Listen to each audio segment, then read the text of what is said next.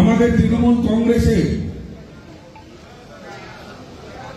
নির্বাচনের লোকসভা নির্বাচনের প্রস্তুতি সাংগঠনিক সভা আমি মনে করি।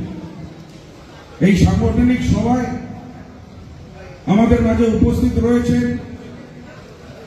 আমাদের জেলার অভিভাবক, আমাদের জেলার তৃণমূল কংগ্রেসের সভাপতি সম্মানীয় কানাইয়ালাল আগরওয়াল মহাশয়, উপস্থিত রয়েছেন আমাদের পশ্চিমবঙ্গ সরকারের সম্মানীয় মন্ত্রী মাননীয় গোলাম রব্বানী মহাশয়, উপস্থিত রয়েছেন আমাদের জেলা পরিষদের সভাধিপতি মাননীয় পম্পা পাল মহোদয়া, উপস্থিত রয়েছেন আমার কলিগ করমদিঘির জনপ্রিয় বিধায়ক মাননীয় গৌতম পাল মহাশয়, উপস্থিত রয়েছেন তৃণমূল কংগ্রেসের চেয়ারম্যান মাননীয় শশী সিংহ রায় মহাশয়, উপস্থিত রয়েছেন আইএনটিটিউসির জেলার সভাপতি মাননীয় শেখর দাস মহাশয়, সঞ্চালক করছিলেন আমাদের জেলার তৃণমূল কংগ্রেস মহিলা কংগ্রেসের সভানেত্রী সভাপতি মাননীয় চৈতালি ঘোষ মহোদয়, উপস্থিত রয়েছেন আমাদের রায়গঞ্জ মিউনিসিপালিটির ভাইস অ্যাডমিনিস্ট্রেটর মাননীয় অরিন্দম সরকার মহাশয়,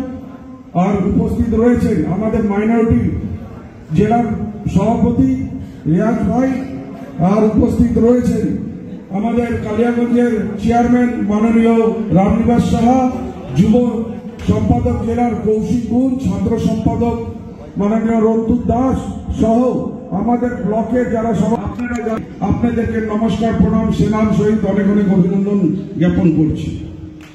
আজকে একটা জিনিস আমি দায়িত্ব নিয়ে বলতেছি, এটা তৃণমূল কংগ্রেসের জনপ্রতিনিধি আর সাংগঠনিক সভা। এই সভা যেটা উপস্থিতি দেখছি, আমি দায়িত্ব নিয়ে বলতেছি, এটার 1/3 কোন রাজনৈতিক দলের উত্তর দিনাজপুরের মধ্যে নেই। মানে একটা ইংরেজিতে কথা আছে যে সাংগঠনিক কত গুরুত্বপূর্ণ সেটা বলি, take our business, take our money, take our everything but gives us good management or good organization we will be established within 4 years। মানে সংগঠনের মধ্যে ম্যানেজমেন্টের মধ্যে ওই শক্তি আছে, তুমি আমার টাকা পয়সা ধন সম্পত্তি সবকিছু দিয়ে যাও, কিন্তু ভালো ম্যানেজমেন্ট ভালো সংগঠন আমাকে দাও, আমি 4 বছরের মধ্যে নিজেকে পুনরায় প্রতিষ্ঠিত করে দিতে পারি। গত লোকসভা নির্বাচন আমাদের জয় নিশ্চিত ছিল, কানাইয়াদার জয় নিশ্চিত ছিল, কিন্তু একটু ভুল বুঝাবুঝির জন্য সেই জয়টা হাতছাড়া হয়েছে। বন্ধুগণ, কি ভুল বুঝাবুঝি? আমাদের ম্যাথামেটিক্সে অঙ্কে কিন্তু কানাইয়াদা 2 লক্ষ ভোটে জিতা উচিত, সেটা আমি প্রমাণ করে দিচ্ছি। কানাইয়াদা ভোট পেয়েছেন 4,51,000 আর 5,10,000 মতো ভোট পেয়েছিল দীপা দাস দেবশ্রী রায়চৌধুরী। আর যারা ভোট কাটবার ভূমিকা পালন করেছিলেন সেই মোহাম্মদ সেলিম আর দীপা দাস মুন্সি কত ভোট পেয়েছিলেন? মোহাম্মদ সেলিম পেয়েছিলেন 1,80,000 আর দীপা দাস মুন্সি পেয়েছিলেন 82,000। দুইজন মিলে 2,65,000 ভোট পেয়েছিলেন।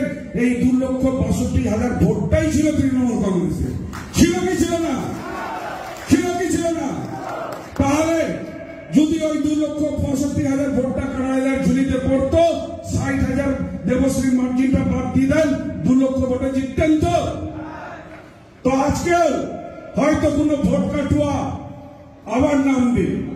আমি আপনাদেরকে বলে দিই, বিজেপির এক টিম হচ্ছে কংগ্রেস আর বি টিম হচ্ছে সিপিএম। একটা যদি আপনারা ভোট দেন, মনে করবেন আপনারা বিজেপিকে জেতানোর কাজ করছেন। একটা যদি এদেরকে ভোট দেন, মনে করবেন আপনারা আপনাদের এলাকায় এনআরসি লাগু করার ইচ্ছা প্রকাশ করছেন। আপনারা চান যে এলাকায় এনআরসি লাগু হোক? তো একমাত্র একজনই ব্যক্তি যে পশ্চিমবঙ্গে শক্ত খুঁটির মতো দাঁড়িয়ে আছে, তার নাম মমতা বন্দ্যোপাধ্যায়।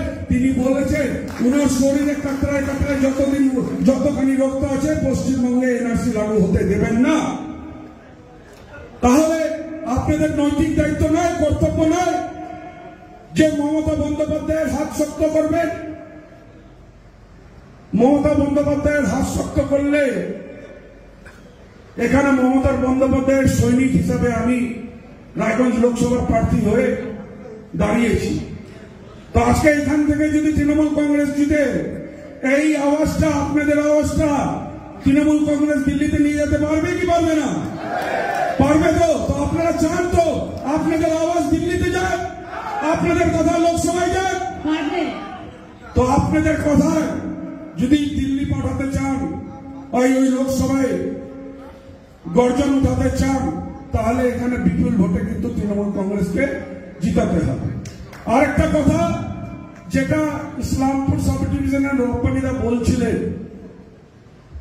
যে ইসলামপুর সাব ডিভিশন থেকে লিড নিয়ে আসে রায়গঞ্জ আর কালিয়াগঞ্জে আমরা হেরে যাই। এবার কি হবে? রায়গঞ্জে হারা সম্ভব? আজকে 2021-এ কানাইয়াদা ভোট পেয়েছিলেন 60,000, আমি ভোট পেয়েছিলাম 81,000। আমি মনে করছি আমার সাথে 50% বিজেপি এসেছিল। যে বিজেপি আগে মিটিং মিছিলে কত লোক হতো, এখন 100টা লোক হয় না। রায়গঞ্জে 100টা লোক নিয়ে মিছিল করতে পারে না।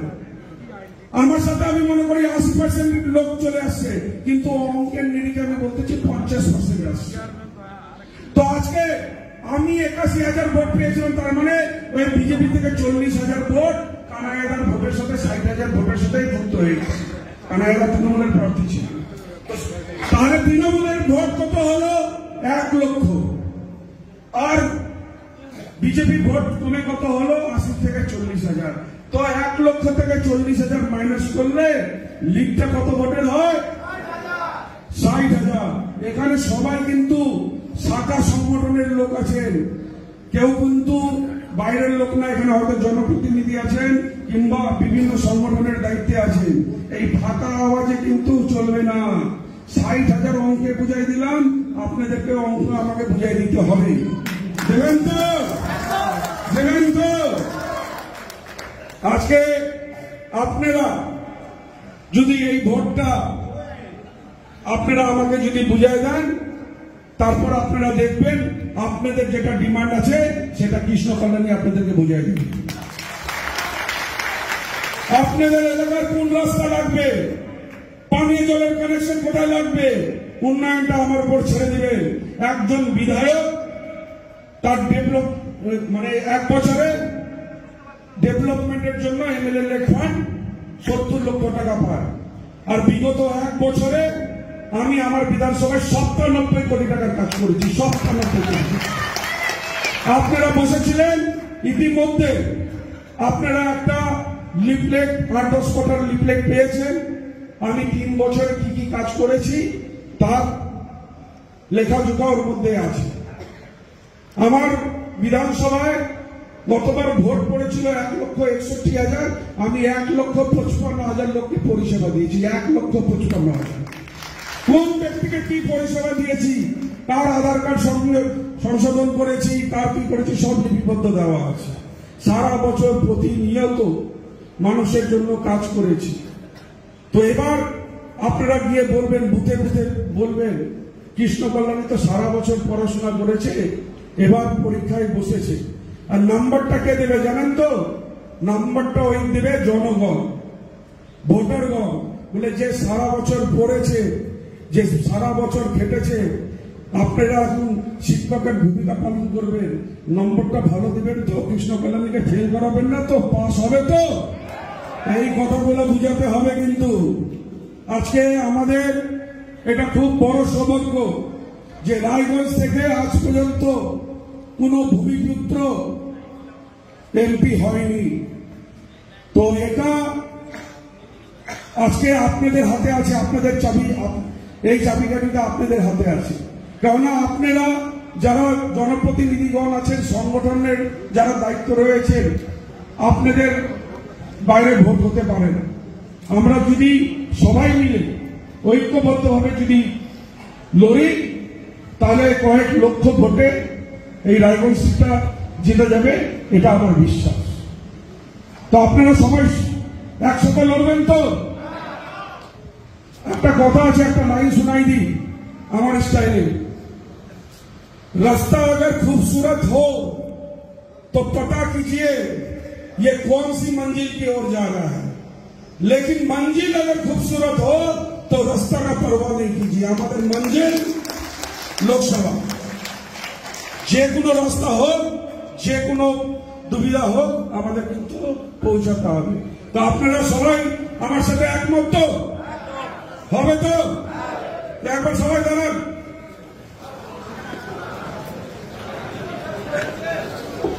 আর আমার সাথে গলায় গলায় মিলাবে বলবেন মা মাটি মানুষ জিন্দাবাদ, মা মাটি মানুষ জিন্দাবাদ, তৃণমূল কংগ্রেস, তৃণমূল কংগ্রেস, মমতা ব্যানার্জি, মমতা ব্যানার্জি, অভিষেক ব্যানার্জি, অভিষেক ব্যানার্জি, কানাইয়ালাল আগরওয়াল, কালাম রব্বানি। আপনি কি একজন বই প্রেমী, কিংবা আপনি কি বই পড়তে ভালোবাসেন, কিন্তু আপনার পছন্দ মতো বই কোথা থেকে ক্রয় করবেন ভাবছেন? এখন আপনার এলাকায় মীরা পুস্তকালয়ে আপনি পেয়ে যাবেন সমস্ত ধরনের বই।